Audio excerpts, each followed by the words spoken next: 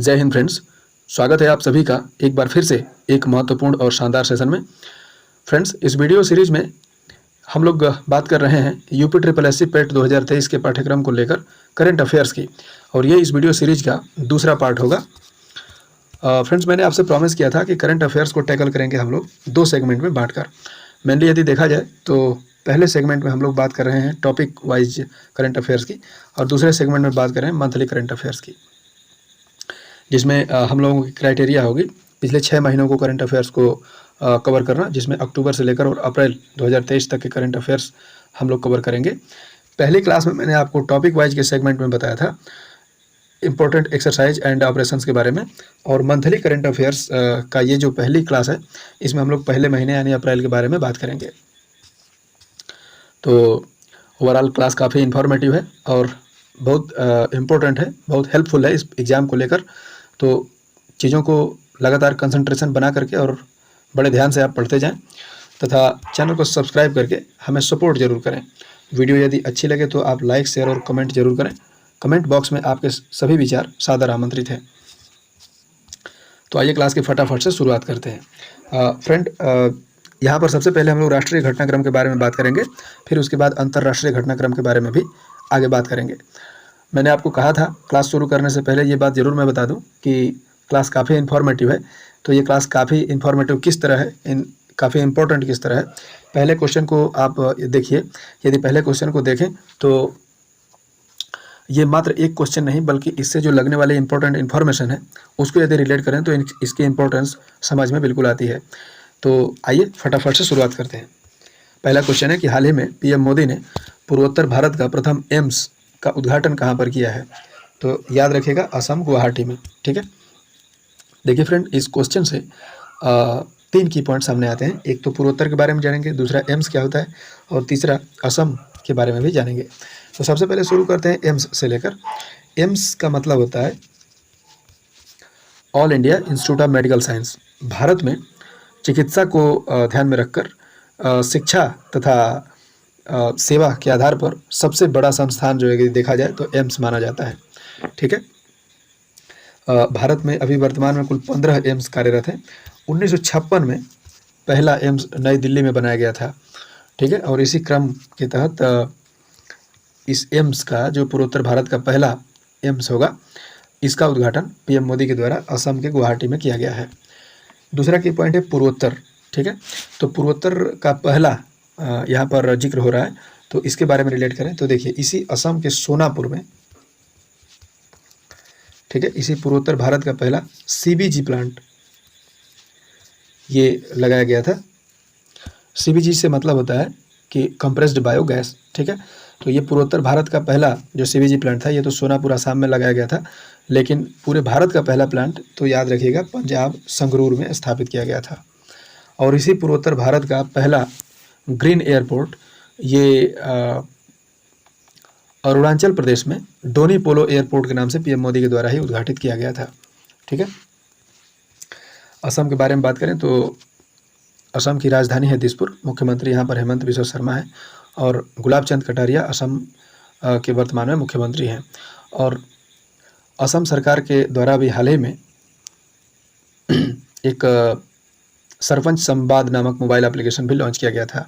और असम उच्च न्यायालय स्थित है गुवाहाटी में, जिसके वर्तमान मुख्य न्यायाधीश हैं संदीप मेहता। ठीक है, अब असम के बारे में एक फैक्ट और आप याद रखिएगा, द्रौपदी मुर्मू का यहाँ पर अप्रैल में दौरा हुआ था। और काजीरंगा जो नेशनल पार्क है, जो एक सींग वाले गैंडे के लिए काफ़ी जाना जाता है, इसी में इन्होंने गज उत्सव 2023 का उद्घाटन भी किया था।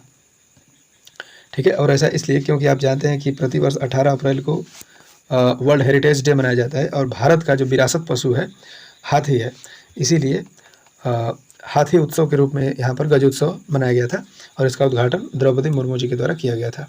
यहाँ पर सृजना पहल को नाम याद रखिएगा, ये एम्स दिल्ली के द्वारा शुरू किया गया था।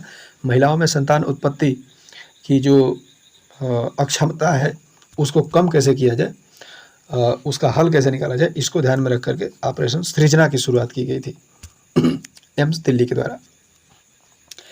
तो इतनी इन्फॉर्मेशन यहाँ से आगे बढ़ते हैं। हाल ही में किस राज्य में डॉक्टर भीमराव अंबेडकर की 132वीं जयंती पर 125 फीट ऊंची प्रतिमा का अनावरण किया गया है? तेलंगाना। याद रखिएगा, ठीक है।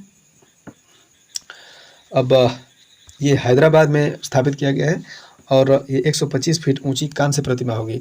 आप जानते हैं कि प्रतिवर्ष 14 अप्रैल को डॉक्टर भीमराव अंबेडकर जी की जयंती मनाई जाती है और ये 132वीं जयंती इनकी मनाई गई है, ठीक है, 2023 में, ठीक है।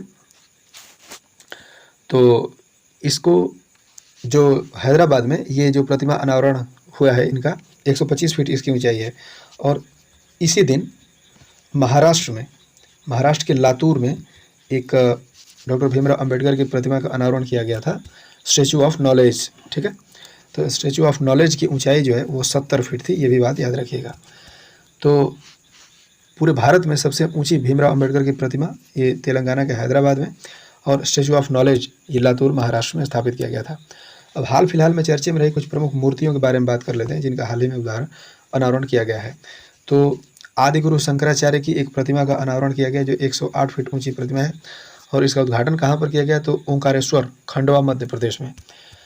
आपने देखा था कि भारत जल्द ही G20 की अध्यक्षता किया था, तो G20 के दौरान 2 प्रतिमा का अनावरण किया गया। एक तो राजघाट पर बापू की प्रतिमा का अनावरण किया गया द्रौपदी मुर्मू जी के द्वारा और भारत मंडपम में विश्व की सबसे ऊंची नटराज प्रतिमा का अनावरण किया गया था जिसकी ऊंचाई 27 फीट थी, ठीक है। तो इतनी बातें याद रखिएगा। अब बात हो रही है यहाँ पर तेलंगाना की, तो तेलंगाना से आप 2 फैक्ट याद रखिएगा। तेलंगाना भारत का पहला 100% ODF प्लस गाँव बन गया है।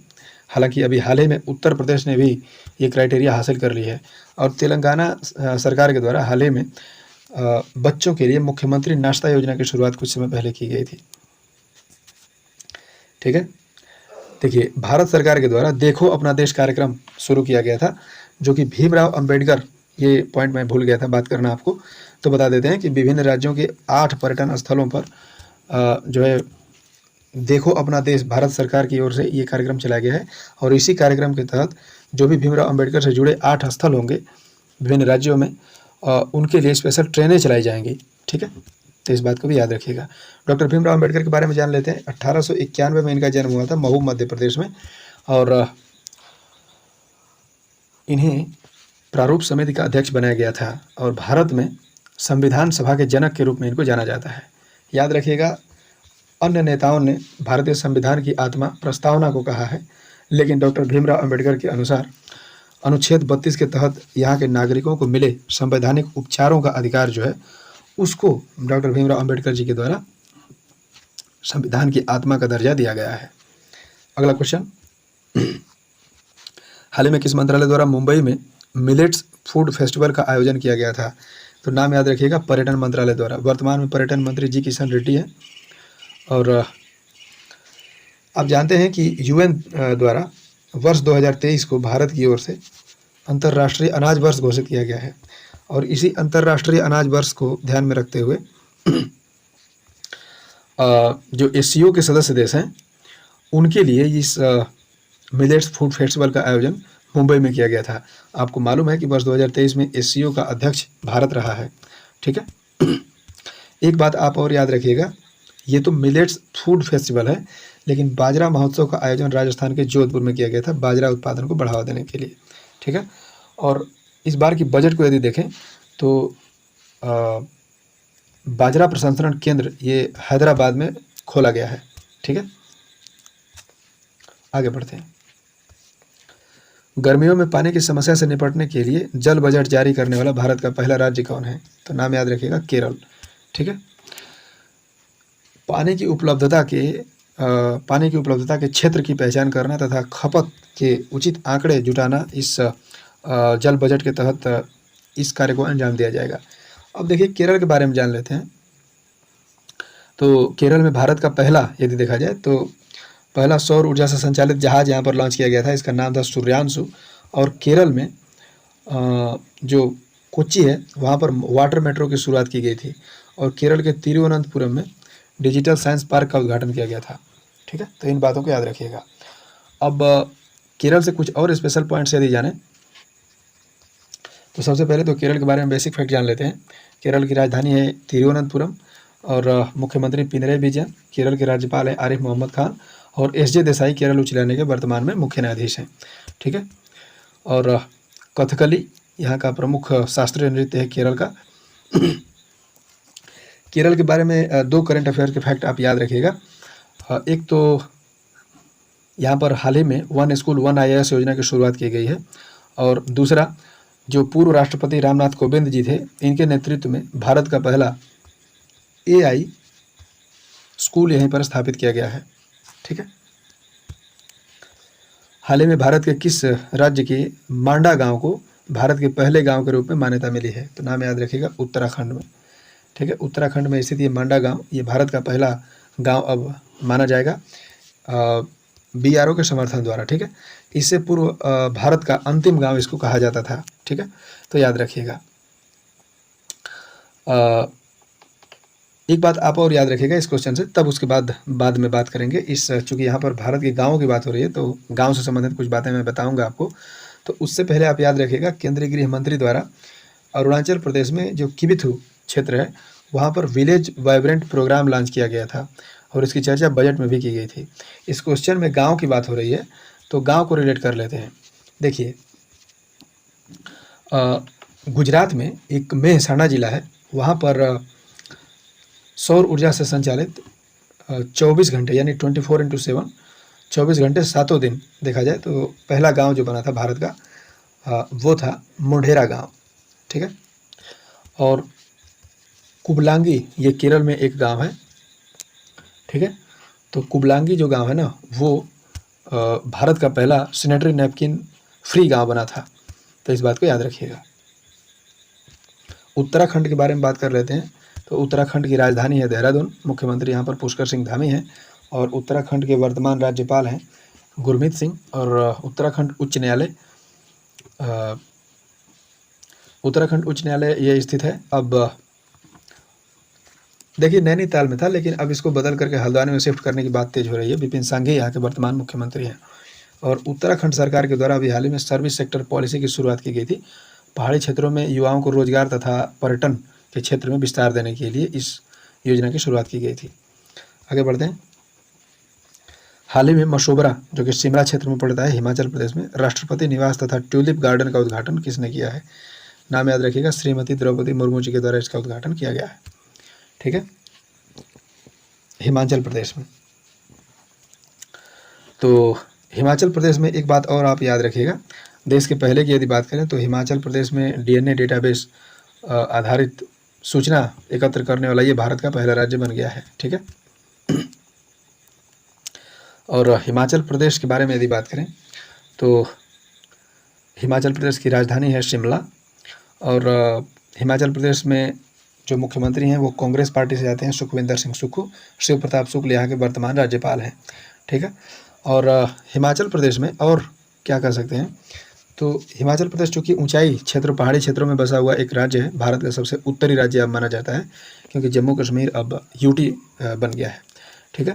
तो हिमाचल प्रदेश में काजा एक जगह है, यहाँ पर सबसे ऊंचाई पर स्थित EV चार्जिंग स्टेशन स्थापित किया गया था। और इसी हिमाचल प्रदेश में सबसे ऊंचाई पर स्थित मतदान केंद्र स्थापित किया गया था। ठीक है। और भारत के पहले मतदाता थे श्याम शरण नेगी, ये हिमाचल प्रदेश से ही आते हैं। और इनका जब हिमाचल प्रदेश का विधानसभा चुनाव आयोजित किया जा रहा था, तब उसी समय इनकी मृत्यु भी हो गई थी। भारत का पहला 3D प्रिंटेड डाकघर कहाँ बनाया गया है? तो याद रखिएगा, बेंगलुरु कर्नाटक में। ठीक है। और इलेक्शन कमीशन ऑफ इंडिया द्वारा विधानसभा चुनाव में पहली बार यहाँ पर वोट फ्रॉम होम की भी शुरुआत की गई थी, ये भी बात याद रखिएगा। तो यहाँ पर बात हो रही है बेंगलुरु कर्नाटक की, तो बेंगलुरु कर्नाटक के बारे में जान लेते हैं। भारत की गार्डन सिटी और silicon city of India Bengaluru को ही कहा जाता है। ठीक है। और बेंगलुरु के बारे में एक चीज़ अब और याद रखिएगा, दुनिया में ट्रैफिक इंडेक्स जारी किया गया था, जो कि सबसे ज़्यादा भीड़ भाड़ वाला शहर ये लंदन देखा गया था, लेकिन दूसरे स्थान पर ये बेंगलुरु ही माना गया था। तो एक बात यहाँ से आप याद रखें। ठीक है।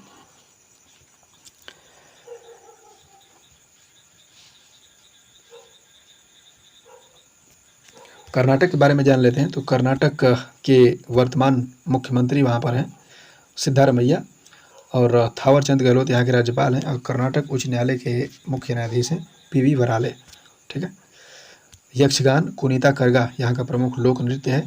और कर्नाटक के प्रमुख नेशनल पार्क्स को यदि हम देखें तो अंसी, बादीपुर, बन्नेरघट्टा, कुद्रेमुख, ये सभी यहाँ के प्रमुख नेशनल पार्क हैं। ठीक है, आगे बढ़ते हैं। हाल ही में उत्तर प्रदेश के रायबरेली में किस महिला खिलाड़ी के नाम पर एक हॉकी स्टेडियम का नामकरण किया गया है? तो नाम याद रखिएगा, ये प्रसिद्ध हॉकी खिलाड़ी हैं रानी रामपाल, और इन्हीं के नाम पर इस बरेली में इस हॉकी ग्राउंड का नाम रखा गया है, रानीज गर्ल्स हॉकी टर्फ इसका नाम है। ठीक है, तो याद रखिएगा रानी रामपाल ये काफ़ी चर्चित खिलाड़ी हैं, इनको राजीव गांधी खेल रत्न पुरस्कार भी मिल चुका है। ठीक है, तो एक बात याद रखिएगा। अच्छा, यहाँ पर खिलाड़ियों के नाम पर जो है कि नामकरण की बात हो रही है, तो नीरज चोपड़ा को आप कैसे भूल सकते हैं, जिनको गोल्डन बॉय ऑफ इंडिया कहा जाता है। ठीक है, तो पुणे में एक सेना खेल विश्वविद्यालय का नाम इनके नाम पर रखा गया है। ठीक है ना। उत्तर प्रदेश के संबंध में कुछ और करंट अफेयर्स को रिलेट कर लेते हैं। तो आप याद रखिएगा, महाराजगंज में किंग जटायु प्रजनन और संरक्षण केंद्र स्थापित किया गया है महाराजगंज में। और उत्तर प्रदेश गवर्नमेंट के द्वारा वर्ष 2030 तक सभी कार्यालयों में, जो कि सरकारी कार्यालय जो भी होंगे, उनमें इलेक्ट्रिक वाहन प्रोवाइड करने की लक्ष्य रखे गए हैं। उत्तर प्रदेश की यदि बात करें तो यहाँ पर मुख्यमंत्री योगी आदित्यनाथ जी हैं, और आनंदीबेन पटेल यहाँ पर राज्यपाल हैं। और उत्तर प्रदेश उच्च न्यायालय स्थित है इलाहाबाद में, और इलाहाबाद उच्च न्यायालय के वर्तमान मुख्य न्यायाधीश हैं प्रीतिंकर दिवाकर। ठीक है, मयूर नृत्य और नौटंकी यहाँ का प्रमुख लोक नृत्य है। और उत्तर प्रदेश में दुधवा राष्ट्रीय उद्यान ये प्रमुख नेशनल पार्क है। अब यहाँ पर अंतर्राष्ट्रीय घटनाक्रम के बारे में बात करते हैं। तो हाल ही में नाटो का 31वां सदस्य देश कौन बना है? नाम याद रखिएगा, फिनलैंड। ठीक है, तो फिनलैंड को झीलों का देश कहा जाता है। दुनिया का सबसे खुशहाल देश यही फिनलैंड है। जान लेते हैं नाटो के बारे में। नाटो यानी नॉर्थ अटलांटिक ट्रीटी ऑर्गेनाइजेशन, इसकी स्थापना वर्ष 1949 में हुई थी। ब्रुसेल्स बेल्जियम में इसका मुख्यालय स्थित है, और जेम्स स्टोल्टेनबर्ग इसके वर्तमान में अध्यक्ष हैं। देखिए, पहले नाटो में ना 30 सदस्य हुआ करते थे। अब इसके बाद जब फिनलैंड इसमें सदस्यता ले लिया है तो 31वां सदस्य बन गया है। ठीक है, अब हाल फिलहाल में नई सदस्यता ग्रहण किए देशों के बारे में यदि जानें तो आप देख रहे हैं कि एससीओ का 9वां सदस्य बनने जा रहा है ईरान। आसियान के बारे में बात करें तो आसियान का 11वां सदस्य बना पूर्वी तिमोर। ठीक है, और भारत की अध्यक्षता में G20 का आयोजन किया गया था। इसमें नए सदस्य के रूप में अफ्रीकी यूनियन को मान्यता दिलाई गई है भारत की अध्यक्षता में। और याद रखिए कि अफ्रीकी यूनियन में कुल 55 देश सम्मिलित हैं। ठीक है, तो इतनी बातें याद रखिएगा। आगे बात करते हैं, हाल ही में जारी हुरून ग्लोबल यूनिकॉर्न इंडेक्स 2023 में भारत का कौन सा स्थान रहा है? तो याद रखिएगा, तीसरा स्थान रहा है भारत का। भारत में कुल 68 यूनिकॉर्न कंपनीज हैं। ठीक है, शीर्ष पर यदि देखें तो इस इंडेक्स में शीर्ष पर अमेरिका था कुल 666 यूनिकॉर्न के साथ, और दूसरा स्थान चीन का था 316 यूनिकॉर्न के साथ। अब बार बार यूनिकॉर्न टर्म मैं यूज कर रहा हूँ, इसका मतलब क्या होता है? तो ये एक तरह का निजी स्टार्टअप स्टैंडर्ड है। यदि किसी निजी स्टार्टअप का मार्केट कैप यानी मार्केट वैल्यू $1 बिलियन पहुंच जाता है तो उसको यूनिकॉर्न कहा जाने लगेगा। ठीक है, मैंने आपको बताया था कि भारत की पहली IPL टीम जो यूनिकॉर्न बनी है तो चेन्नई सुपर किंग्स, आपको याद होगा बिल्कुल। ठीक है, अच्छा, इस क्वेश्चन में बिलियनर्स को हम लोग रिलेट कर लेते हैं। तो सबसे ज़्यादा अरबपतियों के मामले में यदि देखें तो भारत का उस मामले में भी तीसरा स्थान ही है। पहला स्थान अमेरिका, दूसरा चीन का, और तीसरा स्थान भारत का। और केवल महिला अरबपतियों को देखें तो इस मामले में भारत का 5वां स्थान है। ठीक है, तो नाम याद रखिएगा। आगे बढ़ते हैं कि हाल ही में विश्व स्वास्थ्य संगठन WHO ने किन 2 देशों को मलेरिया मुक्त घोषित किया है? नाम याद रखिएगा, तजाकिस्तान और अजरबैजान। ठीक है, तो इन दोनों देशों को मलेरिया मुक्त घोषित किया है। तो ये क्वेश्चन तो इम्पोर्टेंट है ही है। सबसे खास बात है WHO के बारे में जान लेना, तथा WHO के द्वारा अभी हाल ही में प्रेट पहल की शुरुआत की गई थी। WHO के द्वारा भविष्य में कोविड जैसी महामारियों से निपटने के लिए तथा उनकी आने से पूर्व सतर्कता बरतने के लिए PRET नामक ये पहल की शुरुआत WHO के द्वारा की गई थी, जिसका फुल फॉर्म है preparedness resilience and emerging threats. ठीक है, तो याद रखिएगा। WHO के बारे में बात करें तो WHO की स्थापना 7 अप्रैल 1948 को हुई थी। जिनेवा स्विट्जरलैंड में इसका मुख्यालय स्थित है और इसीलिए 7 अप्रैल को हम प्रतिवर्ष नेशनल हेल्थ डे मनाते हैं। नेशनल है, इंटरनेशनल हेल्थ डे मनाते हैं। ठीक है, और टेड्रोस एधानोम WHO के वर्तमान में अध्यक्ष हैं। WHO का एक क्षेत्रीय कार्यालय ये गुजरात में स्थापित किया गया है। इस क्वेश्चन में एक पॉइंट छूट रहा था, मलेरिया के बारे में जान लेते हैं। यह एक मच्छर जनित रोग है जो कि मच्छर के काटने से होता है और मादा मच्छर के काटने से होता है, ये भी याद रखिएगा। और इसका जो वाहक है वो है प्लाज्मोडियम। ठीक है, मलेरिया दिवस प्रतिवर्ष 25 अप्रैल को मनाया जाता है। 25 अप्रैल या 24 अप्रैल, यहाँ पर थोड़ा सा कन्फ्यूजन हो रहा है, आप इसको क्रॉस चेक जरूर कीजिएगा। और इस बार जो 2023 में मलेरिया के जो थीम है वो है रेडी टू कॉम्बैट मलेरिया, तो ये भी याद रखिएगा। आगे बढ़ते हैं। हाल ही में जारी फ्रीडम इन द वर्ल्ड 2023 के अनुसार दुनिया का सबसे कम स्वतंत्र देश कौन रहा है? तो तिब्बत, याद रखिएगा। तिब्बत आज वर्तमान में चीन का हिस्सा बन चुका है। देखिए, तिब्बत के एक धार्मिक गुरु दलाई लामा है और तिब्बत की यदि मन के भीतर की बात पूछा जाए तो ये भारत में मिलना चाहता था, परंतु भारत में मिल नहीं सका और तमाम विवादों के बाद 1959 में चीन द्वारा इसे अपना आधिकारिक हिस्सा स्वीकार किया गया।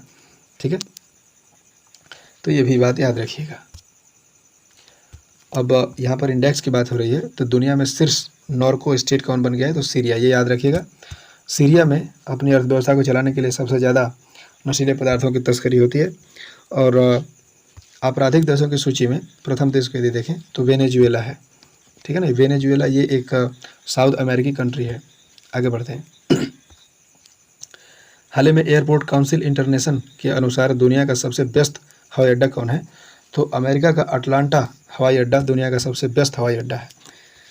इस मामले में भारत का एकमात्र एयरपोर्ट चुना गया था, इंदिरा गांधी इंटरनेशनल एयरपोर्ट नई दिल्ली, जो कि 9वें स्थान पर खड़ा था। ठीक है, अच्छा एक बात और आप याद रखिए, यहाँ पर एयरपोर्ट की बात हो रही है तो जो दुनिया के बेहतरीन एयरपोर्ट है तो 2022 में आप जानते हैं कि हमाद इंटरनेशनल एयरपोर्ट को चुना गया था और 2023 में सिंगापुर में एक चांगी एयरपोर्ट है, उसको बेहतरीन एयरपोर्ट के रूप में चुना गया था। ठीक है, वर्तमान में नागरिक उड्डयन मंत्री हैं ज्योतिरादित्य सिंधिया और नागरिक उड्डयन सचिव हाल ही में बने थे वी भुवल नाम। ठीक है, और नागरिक उड्डयन मंत्रालय की ओर से शुरू किए गए 2 पहल की बात कर लेते हैं। तो एक तो डीजी यात्रा सेवा की शुरुआत की गई थी देश के 3 एयरपोर्ट्स पर, दिल्ली, बेंगलुरु और वाराणसी में। डॉक्यूमेंटेशन के लिए जो है कम समय में और डिजिटली इसको चेक किया जाएगा, तो जिससे प्योरिटी भी बहुत ज़्यादा रहेगी और समय भी बहुत कम लगेगा। और प्रोजेक्ट अभिनंदन की शुरुआत की गई थी इस ज्योतिरादित्य सिंधिया के द्वारा, यानी नागरिक उड्डयन मंत्रालय के द्वारा। आगे बढ़ते हैं। हाल ही में टाइम पत्रिका द्वारा वर्ष 2023 के लिए विश्व के 50 सर्वश्रेष्ठ स्थानों की सूची में भारत के कितने स्थान सम्मिलित हैं? 2 स्थान, याद रखिएगा। उड़ीसा का मयूरभंज जिला है और लद्दाख। ठीक है, ये अमेरिका की एक प्रसिद्ध पत्रिका टाइम है। इस टाइम मैगजीन के द्वारा कुछ रिकॉर्ड्स हाल ही में जारी किए गए थे। एक तो अभी 100 कंपनी की सूची जारी की गई थी, जिसमें भारत की एकमात्र कंपनी इन्फोसिस को 64वां स्थान मिला था। ठीक है, और 100 लोगों की सूची जारी की गई थी, तो इसमें जो भारत की महिला खिलाड़ी हरमनप्रीत कौर हैं, इनको स्थान मिला था। ठीक है, और इसी टाइम मैगजीन के द्वारा पर्सन ऑफ द ईयर चुना गया था। किसको? तो जो यूक्रेन के वर्तमान प्रेसिडेंट हैं।